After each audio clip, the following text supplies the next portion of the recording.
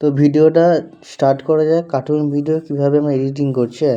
ভিডিওটা সিলেক্ট করে নিলাম, এপার ওপার দিন।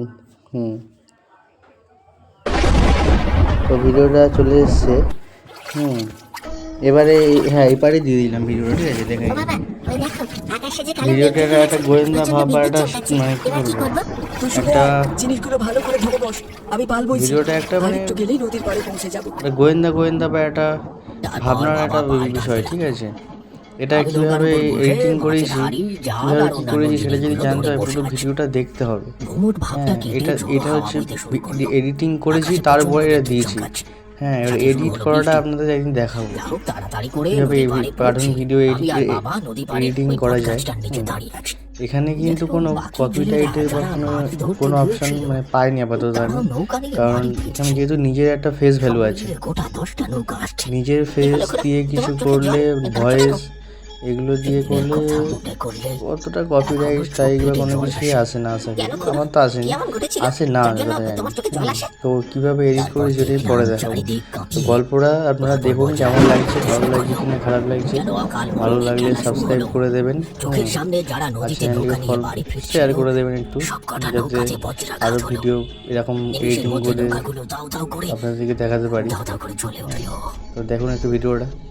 আর তারপর নদীর জলে নৌকাগুলো ডুবে গেল। তাদের মৃত শরীরটাও ভিডিওটার মধ্যে কিন্তু একটু গোয়েন্দা ভাব আছে। থামতে কেউ জলে জাল ফেলেনি, তাহলে তো শরীরগুলো পাওয়া যেত। সেই চেষ্টা করা কৌতূহলের ব্যাপার, একটা কৌতূহল মানুষকে আবার বেশ কিছু জনের শরীর খুঁজে পাওয়া যায়নি। দেখুন ভিডিওটা কেমন লাগে। কৌতূহল ব্যাপার আছে ঘটনাটার মধ্যে। এটা এডিটিং করে এরকম ছোট করে দেখাচ্ছি। পরে নেক্সট টাইম কীভাবে এডিটিং করতে হয়, কোন অ্যাপ থেকে এডিটিং করি, কীভাবে এডিটিং করি, কীভাবে ভয়েস এফেক্ট বা কী যোগ করি, সব দেখিয়ে দেবো। এটা কিন্তু আমার পার্ট ভাগ আছে। ধরো একটা 6 মিনিটের ভিডিও নিলাম, 6 মিনিটের ভিডিওটা আমি 2 মিনিট করে 3টে ভাগ করলাম। 3টে ভাগ করার পরে ওটা আমি 2 মিনিট ভিডিও এপারে দিলাম, 2 মিনিটের ভিডিও এপারে দিলাম, উল্টে পাল্টে দিলাম, দিয়ে সেখানে ছোটো ছোটো ক্লিপ করলে সেখান থেকে কিছু কিছু ক্লিপ কেটে বাদ দিয়ে কীভাবে এডিটিং করে আর কি, যাতে একটা লম্বা স্টোরি বানাতে গেলে অনেকটা টাইম লেগে যায়, সেটা আমি কয়েক মিনিটে করে দিচ্ছি আর কি। অনেক এরকম ব্যাপার আছে এর মধ্যে। কীভাবে এডিটিং করতে হয় না করতে সব দেখিয়ে আমি কীভাবে করি। তো ভিডিওটা দেখুন কেমন লাগছে। ভালো লাগলে সাবস্ক্রাইব করে দেবেন, লাইক করে দেবেন যদি ভালো লাগে। ভালো না লাগলে করার দরকার নেই। এই ভিডিওটা কিন্তু আবার ফেসবুকেও ছাড়া যাবে।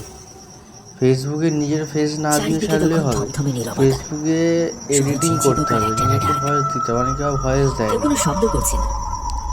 আমিও কিন্তু খুব একটা ভয়েস দিই না, এটা কোনো ব্যাপার না। তো দেখুন বড্ড বক করে ফেলছি।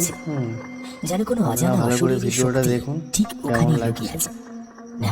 আমি আমার ভয়েসটাকে অফ করে দিচ্ছি। দেখে তো মনে হচ্ছে ওই পাড়ার ভম্বল, ও এত রাতে এইখানে কি করছে? আমারও তাই মনে হচ্ছে, কিন্তু ও বেটা ওইখানে দাঁড়িয়ে কি করছে? এখানেই থাম তোরা, ওদিকে এক পাও যাবি না। ব্যাপারটা ভালো করে বুঝতে দে আমায়। খুড়োর মনটা কেমন যেন কুঁকড়ে উঠল। মনে হলো অচেনা কোনো বিপদ যেন ঘাড়ের উপর নিঃশ্বাস ফেলছে। ঘন অন্ধকারে চোখে কিছু স্পষ্ট দেখা না গেলেও সেই মূর্তির চোখ দুটো জল জল করে জ্বলে উঠল, ঠিক যেন হিংস্র জন্তুর মতো। এত রাতের কেউ হতে পারে মনে মনে প্রশ্ন করেই খুড়ো এগিয়ে কিছু বলতে যাবে, এমন সময় হঠাৎ তার আগে এসেছে মূর্তি হন হন করে সামনে এগিয়ে এলো। তার গায়ের রং ফ্যাকাশে হয়ে গেছে। তো আজকের মতন ভিডিওটা শেষ হয়ে গেল। আবার পরে একটা ছোট্ট এবারে কীভাবে ভিডিওর এডিটিং করছি সেটা দেখানোর চেষ্টা করবো আপনাদেরকে। ভালো লাগলে ফলো করে দেবেন।